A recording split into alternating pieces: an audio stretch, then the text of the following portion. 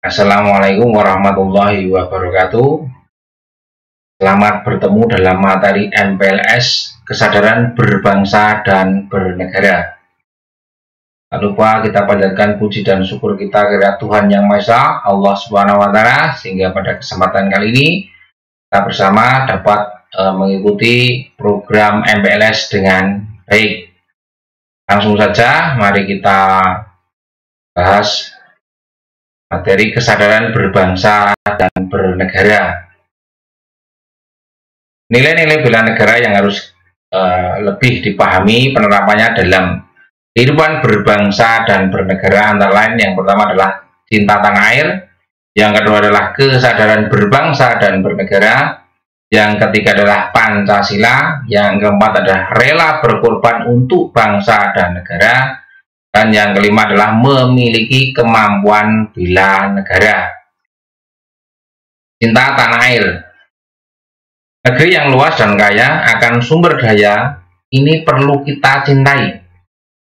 Kesadaran bela negara yang ada pada setiap masyarakat didasarkan pada kecintaan kita kepada tanah air kita. Kita dapat mewujudkan itu semua dengan cara kita mengetahui sejarah negara kita sendiri, melestarikan budaya-budaya yang ada, menjaga lingkungan kita, dan pastinya menjaga nama baik negara kita.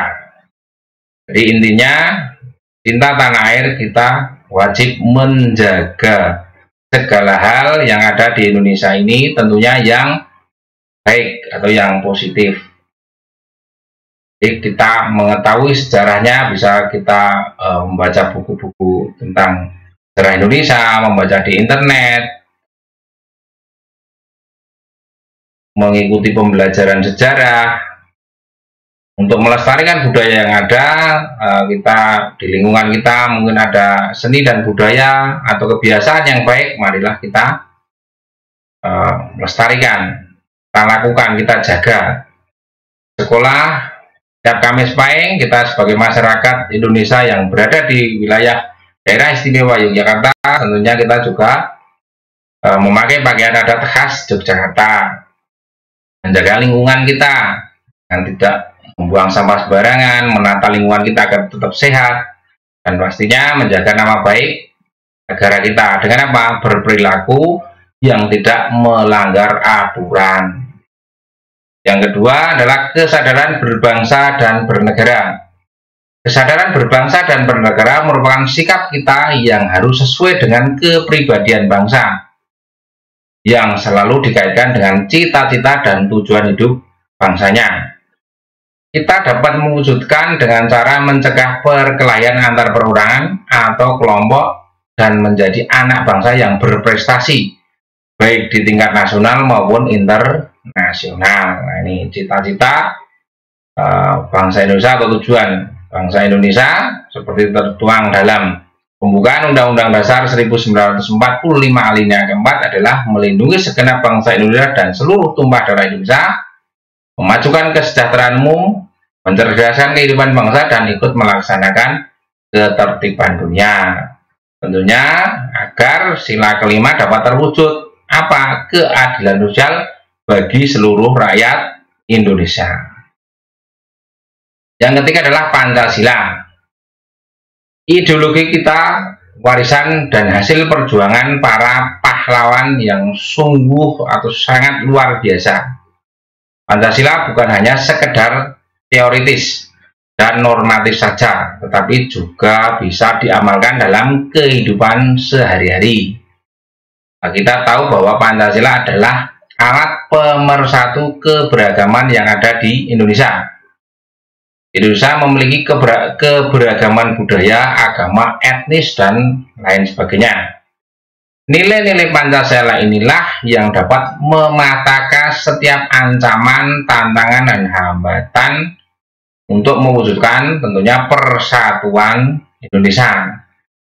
Di Pancasila yang dikatakan tidak hanya sekedar teoritis atau sekedar tulisan saja, di Pancasila bisa dijalankan, atau normatif hanya aturan-aturan saja yang ada, tetapi bisa dijalankan. Tentunya Pancasila itu sebagai pandangan hidup bangsa kita wajib untuk mengamalkan agar apa? Ancaman, tantangan, dan hambatan yang ingin memecah belah persatuan Indonesia ini akan dapat diatasi.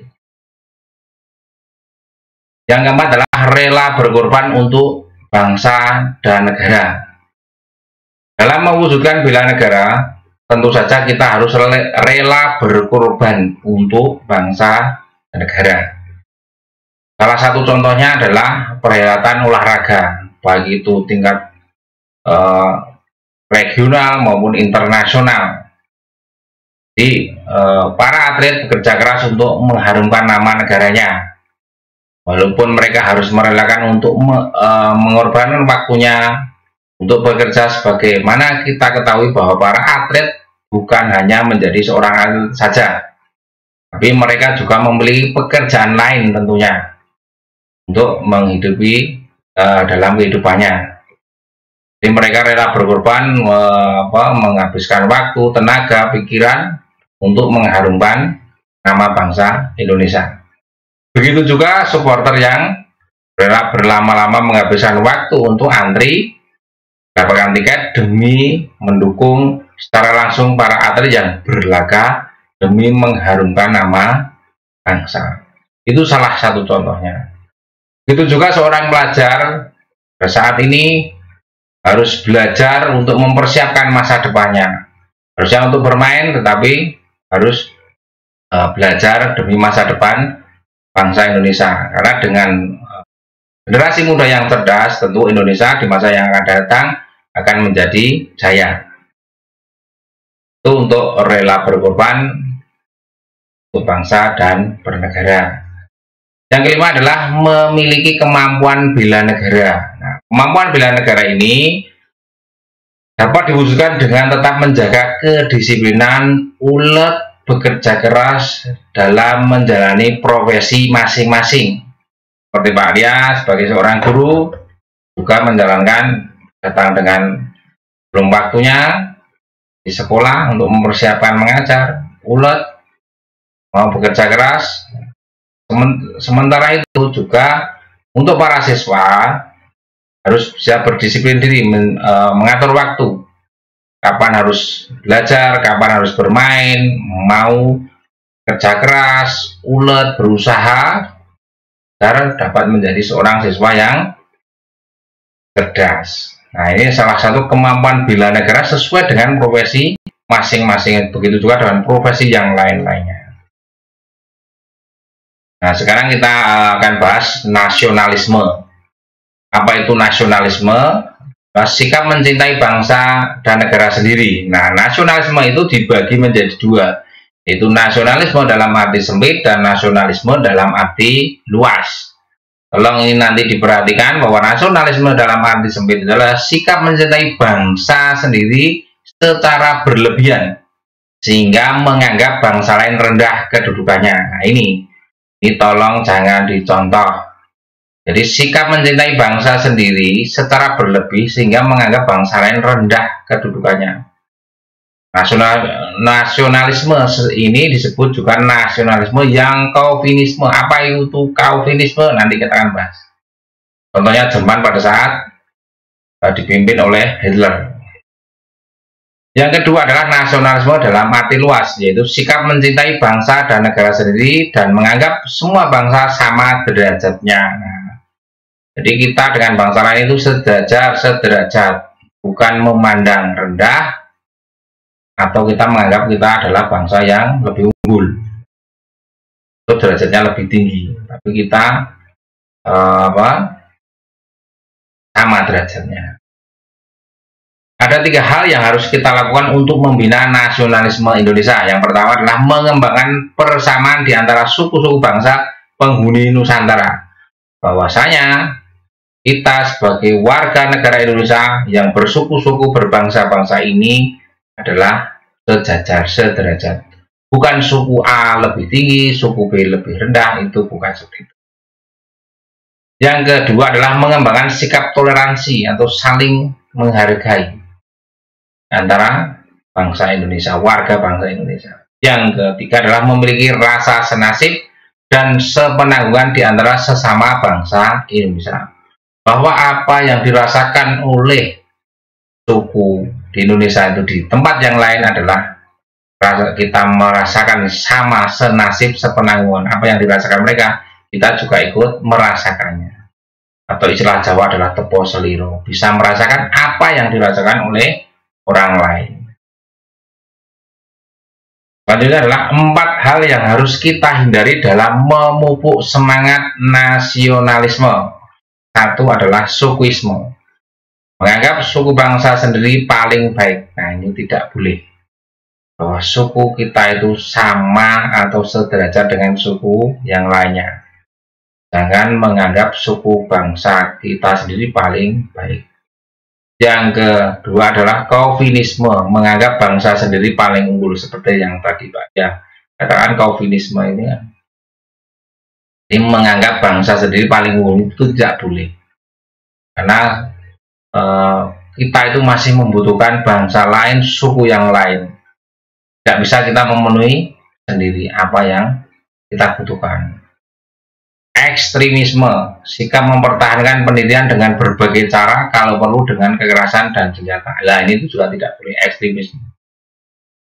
Jadi kita itu musyawarah mufakat di Indonesia itu kesepakatan bersama, bukan kekerasan, apalagi dengan senjata.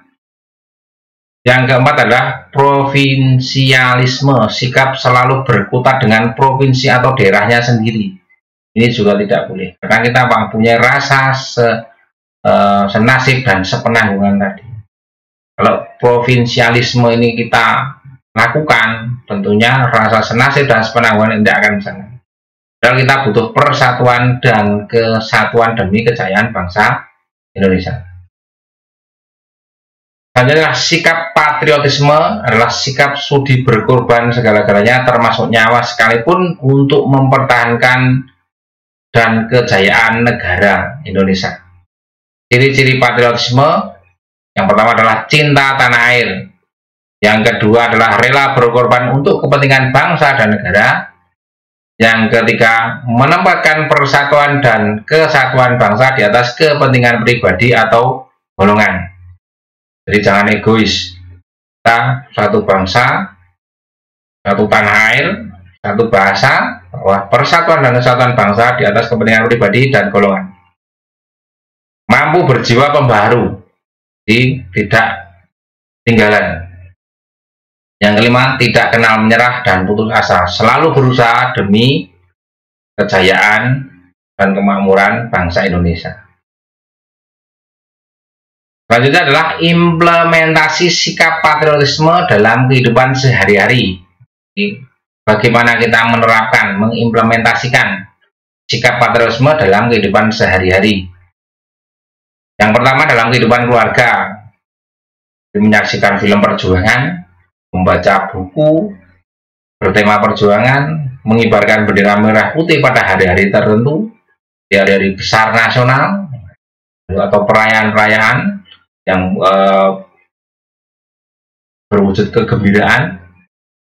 Yang kedua, dalam kehidupan sekolah, melaksanakan upacara bendera, mengkaitkan materi pelajaran dengan nilai-nilai perjuangan, belajar dengan sungguh-sungguh untuk kemajuan. Nah, untuk melaksanakan upacara bendera, tentunya di masa pandemi ini belum bisa kita laksanakan.